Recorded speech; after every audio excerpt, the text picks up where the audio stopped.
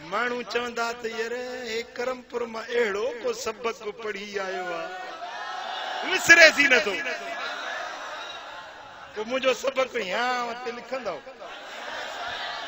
हिनन कन्नन सा न बुधो हिनन कन्नन सा मां सुन्नी आया मां सुन्नी आया मां सुन्नी आया मां सुन्नी आया सुभान अल्लाह मां सुन्नी आया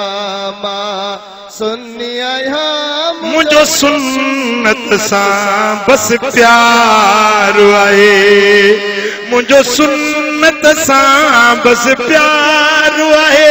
बस मुझो बेड़ो पार आए मां सुन्नी आया मां सुन्नी आया मुझो सुन्नत सा बस प्यार आहे मुझो इश्क आहे हिक अरबीअ सा बस मुहे जो बेड़ो पार आहे मुझो इश्क आहे मौला अली सा बस मुझो बेड़ो पार आहे मां सुन्नी आया मां सुन्नी आया मुझो सुन्नत सा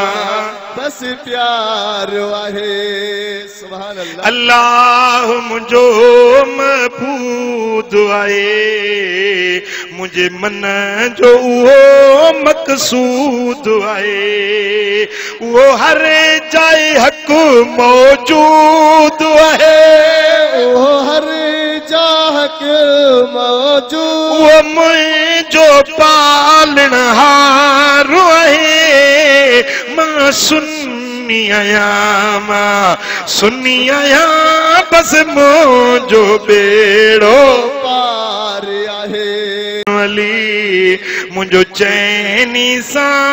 आहे चाह दिली मुझा हसन हुसैन इमाम वली मुझा हसन हुसैन इमाम वली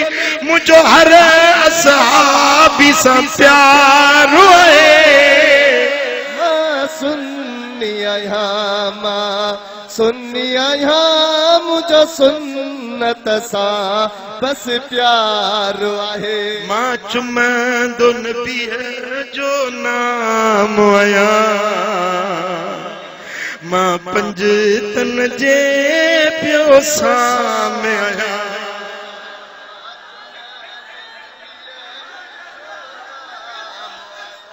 मां चुमंदो नबी जो नाम आया मां पंज तन पाक जे सामे आया सब असहाब ने जो गुलाम आया सब असहाब ने जो गुलाम आया सब असहाब ने जो गुलाम मुनकिर ते रब जी मारा है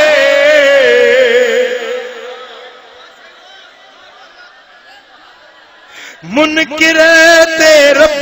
जी मारा है मां सुन्नी आया मां सुन्नी आया मुझो सुन्नत सा बस प्यार आहे सुभान अल्लाह मिलाद नबी जो मलाया तो मानात नबी जी गाया तो मां गौस जी यारी मलाया तो मां गौस जी यारी मलाया तो हर वली मुझो दिलदार है मुझो कलंदर सा भी प्यारा तो भिटाई सा भी प्यारा प्यारा मुझो मिठे पीर रहमतपुर वारे सा भी प्यारा तो मुझो रोजे धनी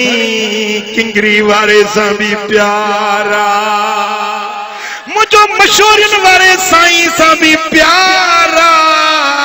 मुझो कंबर वारे साईं सा भी प्यारा जो अल्लाह आबाद वारे साईं सां भी प्यारा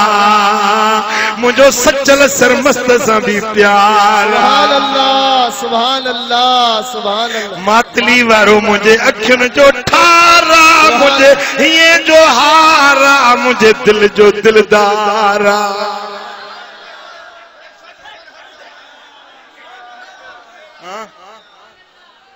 लिख के छप काने असा जो सिद्धि रांद सोटी